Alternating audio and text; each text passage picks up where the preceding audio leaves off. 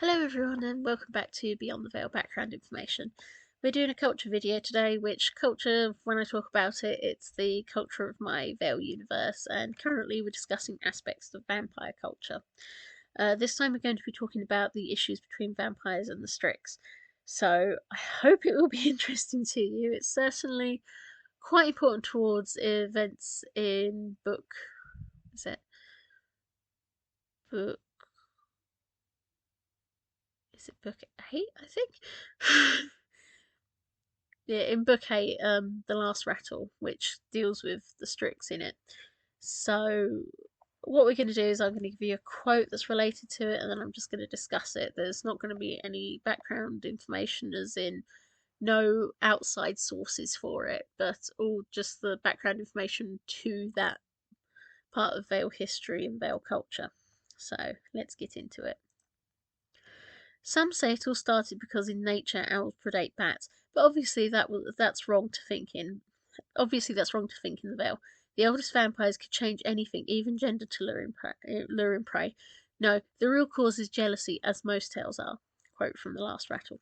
Rivalry between predators is perfectly natural in the wild, hence many specialise on smaller prey, pack behaviours, scavenging, or just hanging out at a different time of day.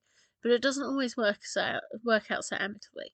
To think of the relations between vampires and Strix, it is easier to think of lions and cheetah. One is clearly more dominant, clearly able to take down larger kills, and clearly there's no competition in the same way as with hyenas, yet lions will kill cheetah if they get a chance.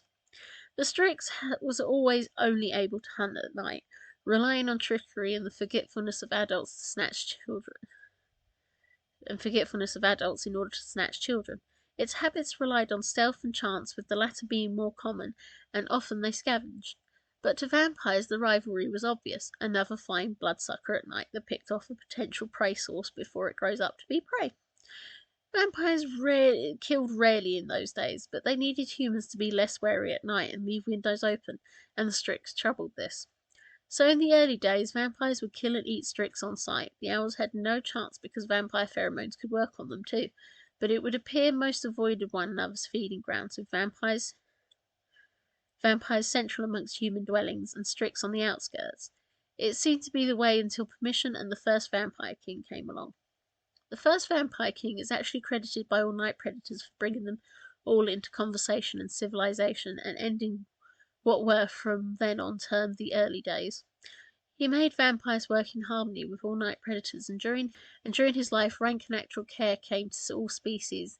Then he died and wealth began to be bound with demonic nature. It was when the issue of culture and development really bloomed that problems began. It was thought to begin in Africa, where the vampires were more widely spaced out with humanity and lived only in areas of large concentration. The Strix were able to come into the fore and rule over the humans and the other veil beings around them wherever there was no vampires to interrupt them. Generally, these beings actually worked together with the vampires, and Africa has always remained considered one of the few places of seeming harmony and varied leadership compared to Eurasia. But elsewhere, this was seen by the other vampires as their African fellows not taking proper control and not being careful about monitoring human population, insisting that the Strix would no doubt wipe out their villages soon enough. This rhetoric was often picked up by the Strix in Europe, along with the idea that if the Strix could manage kingdoms well enough, why did they obey the vampires? Rebellions began to stir, and parliaments started to prevent vampire predation, and yet not only vampires. They started to fight off all night predators when they were hunting and devouring shapeshifter offspring, which was something that had been carefully controlled. The African Strix were doing well, but the European Strix began to prove the negative ideas as they started to wipe out villages and move into other areas for more. The parliaments even began to battle with one another, the Strix on Strix wars becoming so aggressive that the vampires had to step in to control them, and it meant rallying up the other night predators to put the Strix back down to the bottom.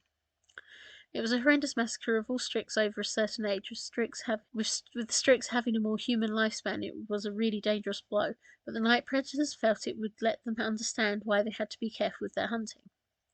The Strix from Africa were then begged to send emissaries to talk to them and then to go across to Asia, where the battles were building up again, and help them out. However, it was too late in Asia. Due to the pure aggression and possessiveness of the Strix within mainland Asia, They summoned demons to help maintain their territories and wipe out the other predators. So it was not just the night predators, but the light dwellers that banded together in the first and only Strix war that would include all Vale beings. The Strix were exterminated, with a few youngsters saved and taken to Africa, where they had protection. Things calmed down until things calmed until the time of the second vampire king in the 12th century. He was unkind to anyone that tried to ask for power, and certainly different to his predecessor. The Strix families were given a great insult, like many other night predators, when Prima Noctis was put in place, and with it the right of all ruling vampire families to own a concubine of all other species. These were the times of vampire domination that would, of course, later lead to the werewolf wars too. The period damaged the monogamous nature of the Strix, for they would have to marry en masse or in owl form without the legal paperwork in order to reduce the effect of Prima Noctis. The female, and in some cases male, that was taken and used was made an outcast amongst their family, unworthy of the wedding they were due to have, and only the vampires would take them in and often exploit them as concubines. Though not all vampires showed the same villainy, it was rampant enough to cause great disquiet, and when one particularly vicious count in the Balkans kidnapped all daughters from the parliaments in their lands, no matter the age, to keep and, in their own words, remove the Strix, the first of the 3 vampire and Strix wars occurred.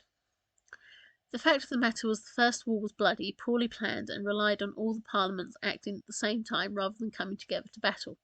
It was more of a collection of rebellions, but bird shifters joined them, and along with all others in the owl category, and they were more successful at working together than the Strix Parliament. Defeated at the end of this first war, though, the vampires decimated the initial offender's family and gave his lands to a different count that was better with them. But unfortunately, about 200 years later, the younger generation, hearing these stories and of the wipeout in Asia, decided to be more tactful and actually managed a 4-year second war that was more organised and devastating, almost wiping out the vampires from Asia Minor and dominating castles throughout the Balkans, even building one in what is now Montenegro in the Vale. It took a more aggressive force, and particularly the use of werecats, to take out the Strix, and their punishments were cruel, with the entire grouping of the night predator owls being enslaved for 100 years, and their best leaders, prophets, philosophers, and intellectuals being culled. Rebellions would occur, and there were many terrorist incidents over the years of Strix kidnapping and killing vampire children before they turned. This led to a third and final war in the 16th century, when the third vampire king was a boy and kidnapped by them. The war was straightforward, swift, with many Strix held captive and unharmed until the vampire king was released back to his Italian family, and decided not only that he needed excellent guards, hiring the beings that would live under the term sparklers, but he learnt enough to give the parliament some ability to speak to him and the noble circle to help them learn when there were problems between vampires and the Strix again. But history is a bugger for repeating itself, and Strix knew this, and knew they needed something to help them that would make them needed but also dangerous. When opium was introduced to humans, the Strix became involved in studying it, and working with the Mara to discover what kind of addictive substances existed for vampires. The Strix created all drugs that affect vampires in the Vale, even though it was illegal, and many of the parliaments later stepped away publicly from the sale and distribution when the deaths related to vampires starving themselves because the pleasures of the drug became too obvious. But in the late 1800s, the trade was underground, and each parliament still kept the recipe and ability to produce these drugs. One Greek parliament had been told there was a good market in the Swiss Vampire Academy, and with all the potential young counts there, this clan that had once been victims of that Balkan vampire kidnapper thought that this was the best chance to get future lords addicted and reduce the power of the circle. Instead, it would lead to a fight with the vampires on a much more vicious scale, and aid a certain clan get a little payback too. Only when they realised they'd been used, and that a vampire and a Strix had married in secret and even had a child together, was it really able to stop, and the vampire king Malvolio would put the nail in the coffin on the vampire Strix problems once and for all by giving the Strix their own council with the other beings, and a representative to every noble circle meeting, and full protection from any of the past racism and xenophobia. The only thing that could not be solved, though, was the drug use. It was taken by werewolves and other beings with grudges, and manipulated and manipulated into slightly safer but still dangerous party drugs that would affect Malvolio's own children, in particular during the terrible 80s Vale drug epidemic that only fueled the spread of the immune deficiency viruses into the Vale with needle sharing. This battle is still going on today, but the Strix have developed forms of the drug to help steer addicted beings, which include non-vampires too, to break away from their dependency and work hard to help with rehabilitation as a community-wide project, with many Strix heading up Narcotics Anonymous groups. Vampires also regularly contribute to these and Strix projects through taxation, and any violence between Strix and vampires are taken incredibly seriously and dealt with publicly on Vale Court television to ensure it's seen